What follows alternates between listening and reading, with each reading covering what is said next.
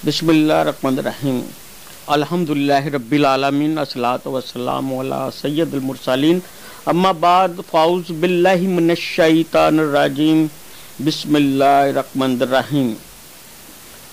हज़ारों लाखों दरूद नबी पाक सल्लल्लाहु अलैहि वसल्लम पे और अहले बैत पर। अहले बैत आले नबी औलादे अली, जिनको बहुत बड़ा शरफ हासिल है, और वो शरफ क्या है कि वो इमामुल अंबिया खातमुल नबीन हज़रत मोहम्मद सल्लल्लाहु अलैहि वसल्लम की साहबजादी हज़रत फ़ातिमा ज़हरा अलैहिस्सलाम, जो कि जन्नत की औरतों की सरदार हैं, और हज़रत अली अलैहिस्सलाम जो कि इल्म शहर का दरवाज़ा हैं, औलिया कराम के सरदार हैं, और उसके अलावा अल्लाह के घर से उनको दूल्हा बनाया गया, यानी कि खाना काबा में उनकी पैदाइश है, यानी हज़रत मोहम्मद सल्लल्लाहु अलैहि वसल्लम की बेटी अल्लाह के घर का दूल्हा, उनकी औलाद है अहले बैत। बहुत बड़ा शरफ है और किसी को इतना बड़ा शरफ हासिल नहीं है।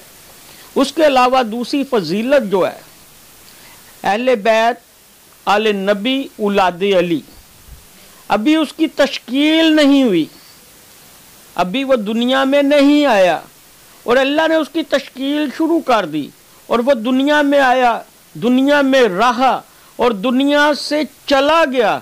उस पे तमाम मुसलमान दुरूद शरीफ पढ़ रहे हैं, और दुनिया में रहने तक से लेकर दुनिया से जाने तक ता क़यामत उस पे हर मुसलमान दुरूद शरीफ पढ़ता रहेगा, और जो दुरूद शरीफ नहीं पढ़ता वो मुसलमान नहीं है।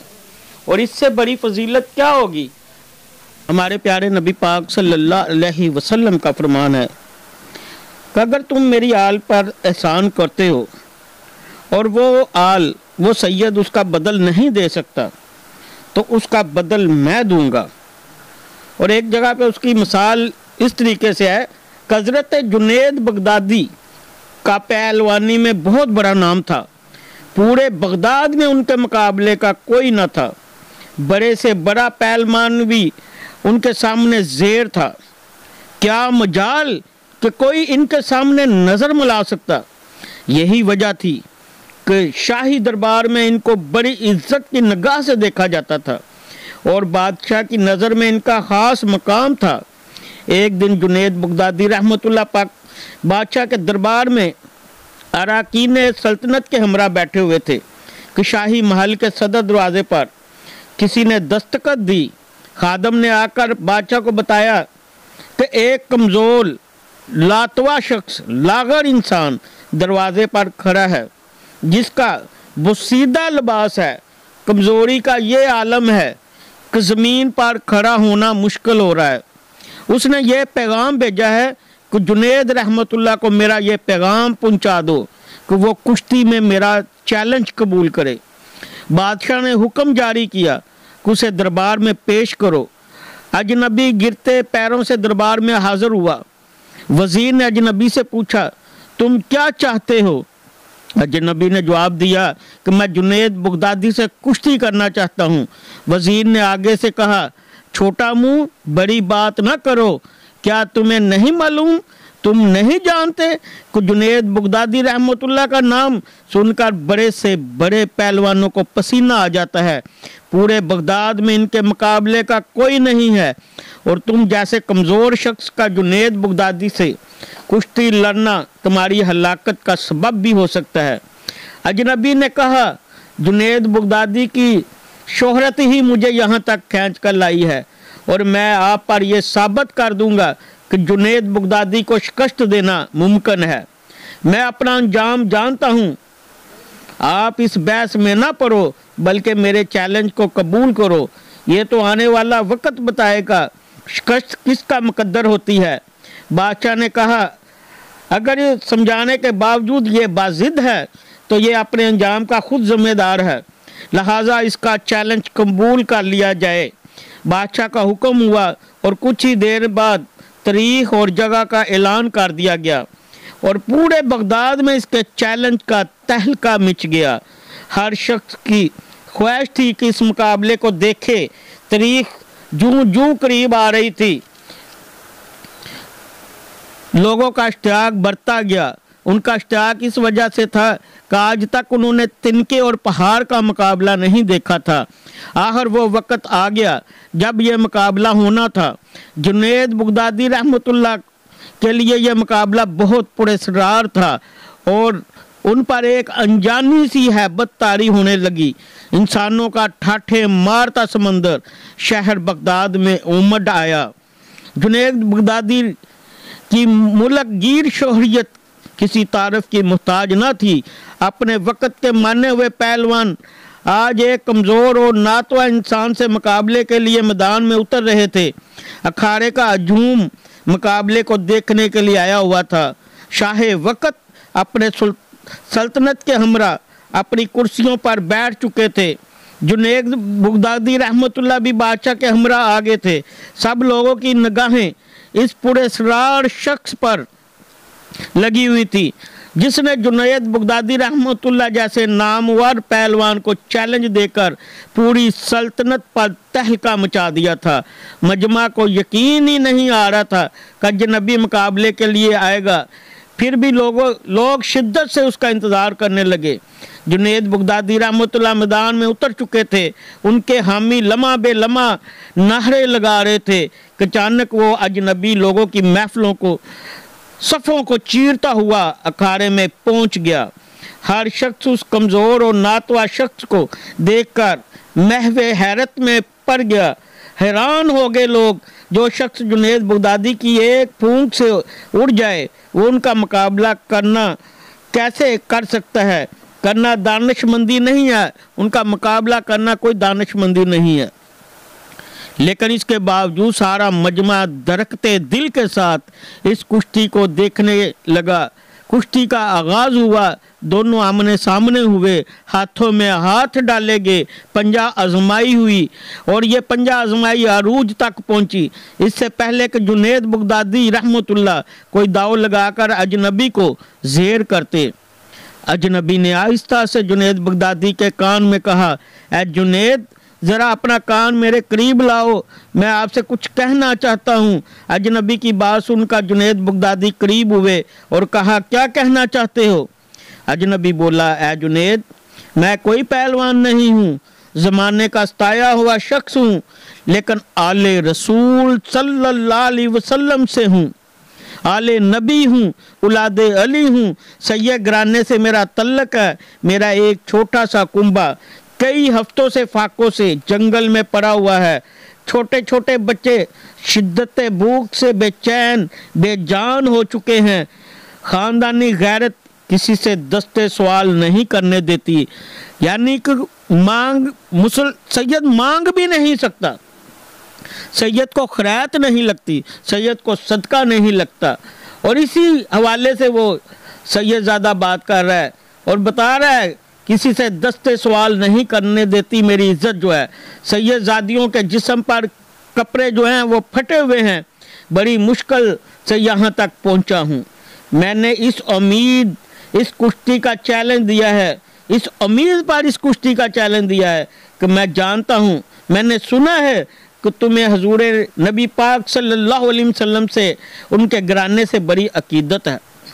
آج خاندان نبوت کی لاج رکھ لے، میں وعدہ کرتا ہوں آج اگر تم نے میری لاج رکھ لی تو کل میدان محشر میں میں تمہیں اپنے نانا جان سے عرض کر کے فتح کامرانی کا تاج تمہارے سر پہ رکھواؤں گا۔ تمہاری ملک گیر شہریت کی ایک قربانی جو ہے وہ خاندان نبوت کے سوکھتے ہوئے چہروں کی شادابی کے لیے کافی ہوگی۔ تمہاری یہ قربانی کبھی بھی ضائع نہیں جانے دوں گا، کیونکہ میرے نبی پاک صلی اللہ علیہ وسلم نے فرمایا، تم سید سے محبت کرو، میرا اللہ بھی تم سے محبت کرتا ہے اور میں بھی تم سے محبت کروں گا۔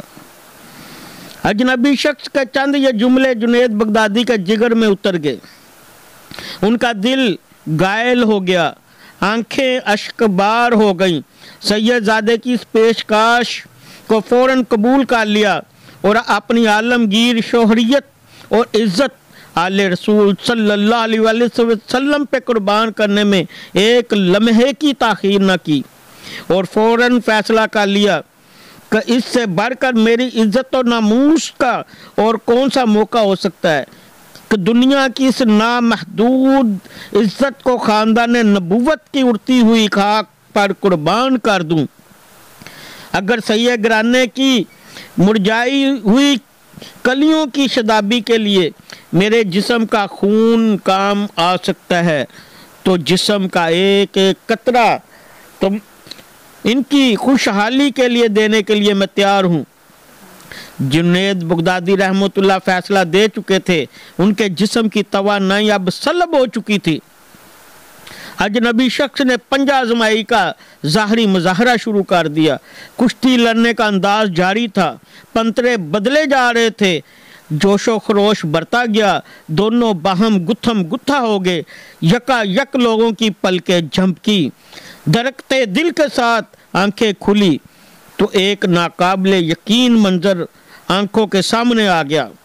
جنید بغدادی چاروں شانے چت پڑے ہوئے تھے اور خاندان نبوت کا شہزادہ آل نبی اولاد علی جنید بغدادی کے سینے پر بیٹھا فتح کا پرچم بلند کر رہا تھا۔ پورے مجمع پر سکتہ جاری ہو چکا تھا، حیرت کا طلسم ٹوٹا اور پورے مجمع نے سید زادے کو گود میں اٹھا لیا۔ میدان کا فاتحہ لوگوں کے سروں پر سے گزر رہا تھا، ہر طرف انعام و کرام کی بارشیں ہونے لگی۔ خاندان نبوت کا یہ شہزادہ بیش و بہار قیمتی انعامات لے کر اپنی پناہ گاہ کی طرف چل دیا۔ آخر لوگ اپنے اپنے گھروں کو جا چکے تھے، عشاء کی نماز کا وقت ہو گیا۔ عشاء کی نماز سے فارغ ہو کر جنید بغدادی اپنے بستر پر لیٹ گئے اور ان کے کانوں میں سید زادے کے وہ جو لفظ تھے، وہ الفاظ بار بار گونجنے لگے کہ آج میں وعدہ کرتا ہوں کہ اگر تم نے میری لاج رکھ لی تو کل میدان محشر میں میرے نانا جان جو ہوں گے وہ تمہاری عزت افزائی کریں گے۔ میں اپنے نانا جان سے عرض کر کے فتح و کامرانی کا تاج تمہارے سر پہ رکھوا دوں گا۔ جنید بغدادی رحمۃ اللہ یہی سوچ رہے تھے کہ کیا واقعی ایسا ہوگا؟ نہیں ایسا نہیں ہو سکتا۔ حضور سرور کونین حضرت محمد مصطفیٰ علیہ السلام کے ہاتھوں پہ یہ تاج میں پہنوں گا؟ نہیں، ایسا کیسے ممکن ہے؟ لیکن یہی سوچ میں تھے، اسی وقت ان کی آنکھ لگ گئی کو نیند آ گئی اور نیند کی آغوش میں پہنچ چکے تھے۔ جب نیند میں پہنچتے ہی دنیا کے حجابات نگاہوں کے سامنے سے اٹھ چکے تھے اور گنبد خضرا کا سبز گنبد نگاہوں کے سامنے جلوہ گیر ہوا، جس سے ہر سمت روشنی بکھرنے لگی۔ ایک نورانی جلوہ گیر ہوئی، چہرہ مبارک جلوہ گیر ہوا، جس کے حسن جمال سے جنید بغدادی کی آنکھیں خیرہ ہو گئیں۔ در و دیوار سے آوازیں آنے لگیں، الصلاۃ والسلام علیکہ یا رسول اللہ، الصلاۃ والسلام علیکہ یا رسول اللہ۔ جنید بغدادی رحمۃ اللہ سمجھ گئے یہ تو میرے آقا صلی اللہ علیہ وسلم جن کا میں کلمہ پڑھتا ہوں، اور فوراً ان کے قدموں سے لپٹ گئے۔ حضور اکرم صلی اللہ علیہ وسلم نے فرمایا، اے جنید اٹھو، قیامت سے پہلے اپنی قسمت کی سرفرازی کا نظارہ دیکھو۔ نبی زادوں کے ناموس کے لیے شکست کی ذلتوں کا انعام قیامت تک رکھا نہیں جائے گا۔ سر اٹھاؤ، تمہارے لیے فتح کرامت کی دستار لے کر آیا ہوں۔ آج سے تمہیں اونچے مقام پر فائز کیا جاتا ہے، تمہیں اولیاء کرام کی سروری کا اعزاز مبارک ہو۔ ان کلمات کے بعد نبی پاک صلی اللہ علیہ وسلم نے جنید بغدادی کو سینے سے لگایا، اور اس موقع پر نبی پاک صلی اللہ علیہ وسلم نے خواب میں جنید بغدادی رحمۃ اللہ کو حالت خواب میں کیا کچھ عطا کیا اس کا اندازہ لگانا مشکل ہے۔ اتنا اندازہ ضرور لگایا جا سکتا ہے کہ جب جنید بغدادی نیند سے بیدار ہوئے تو ساری کائنات چمکتے ہوئے آئینے کی طرح ان کی نگاہوں میں آ گئی تھی۔ ہر ایک دل جنید بغدادی رحمت اللہ کے قدموں میں نثار ہو چکے تھے۔ بادشاہ وقت نے اپنا قیمتی تاج سر سے اتار کر ان کے قدموں میں رکھ دیا تھا۔ بغداد کا یہ پہلوان آج سید اللطیفہ سیدنا جنید بغدادی رحمت اللہ سارے عالم میں مشہور ہو چکا تھا۔ ساری کائنات کے دل ان کے آگے جھک گئے تھے۔ اللہ تعالیٰ سے دعا کرتے ہیں ہم کہ اللہ تعالیٰ ہمیں نبی پاک صلی اللہ علیہ وسلم اور حضرت خواجہ جنید بغدادی کے طفیل دین حق کی طرف چلنے کی توفیق عطا فرمائے، ہمارا خاتمہ بالایمان فرمائے اور ہمیں اہل بیت سے محبت کرنے کی توفیق عطا فرمائے۔ آمین ثم آمین۔